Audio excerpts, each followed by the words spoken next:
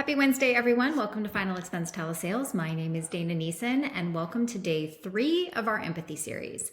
If this is the first video you're seeing, make sure you go back to episode 1 and episode 2, where we start with empathy in the first 30 seconds to get more customers to stay on the phone with you, as well as empathy in discovery. Today, we're going to be focusing on empathy in education. Yes, you can be empathetic when talking about term versus whole life. I'll tell you how, so stick around.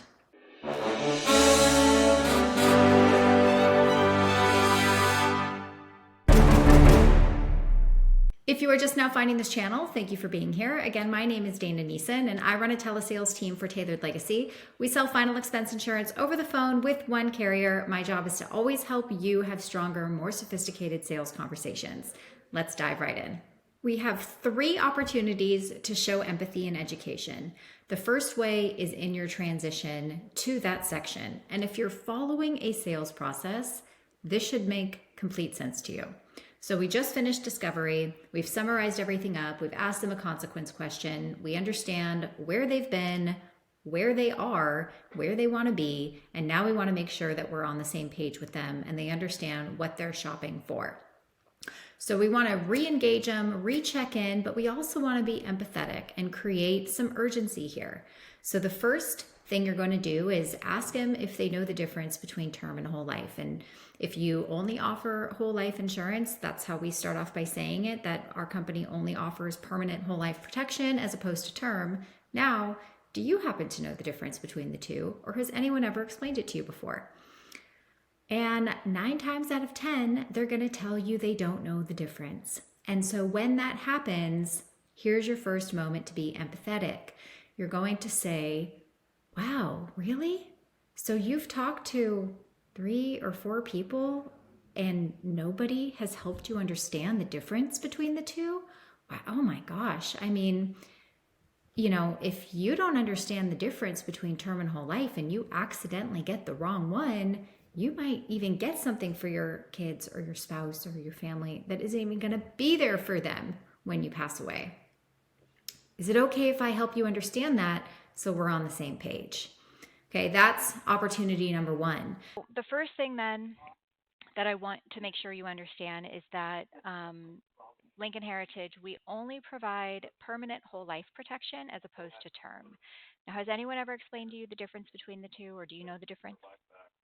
No, I don't. I have Oh no my idea. gosh, so you've talked to all those people and not one person has helped you understand this? No. That's crazy. Okay, well, we got to clear this up, because if you don't understand it, you might accidentally buy something that's cheap that isn't even going to be there for your kids when you pass away. You're being empathetic to educate them, and you're asking permission. If you just go through the motions and you don't use any internal emotion to express the importance of it, if you just say, do you know the difference? They say no, and then you respond with, okay, well, it's really important that you understand the difference. Can I help you understand it? Or actually, a lot of times I'll hear people say, okay, well, let me tell you the difference, right? And there's no sense of urgency. You're just kind of missing that moment to show that you care about the fact that they need to understand it. Opportunity number 2 to show empathy in education is after you explain what term insurance is. Now, it's really important to stay neutral here, because if you express any of your emotions about how you feel about it, all you're doing is projecting your feelings and your emotions on your customer. Term is bad, it's no good, it cancels, it's not going to do what you intended to do, but it's really cheap and that's why people buy it. So we're not going to do term, we're not going to do any of that. All we do is whole life. And so all you did was project your feelings about it. You never gave your customer the space to engage. So you want to present term insurance neutral, and then you want to ask them, now, what are your thoughts about that? Do you see how this type of life insurance policy might not be the best option? They say yes. Okay, and tell me why you agree with me on that. Here's where you get a chance to be empathetic. They're going to explain to you, well, God, it's like I'm going to put all this money in for nothing. It's just going to cancel. Exactly. I mean, how does that make you feel? be empathetic with the thought that if they were to put something in a policy that they could outlive, what would that feel like? Go there with them. Get them to sell themselves that a term policy is not good. And you can only do that by staying neutral and asking questions. So Robert, do you kind of see how like maybe this type of temporary life insurance might not be the best option when it comes to covering your final expenses? That's why the way you're explaining that to me is that that's why a lot of people have to come out of pocket to pay for final expenses because of the plans that's not explained to them. Exactly.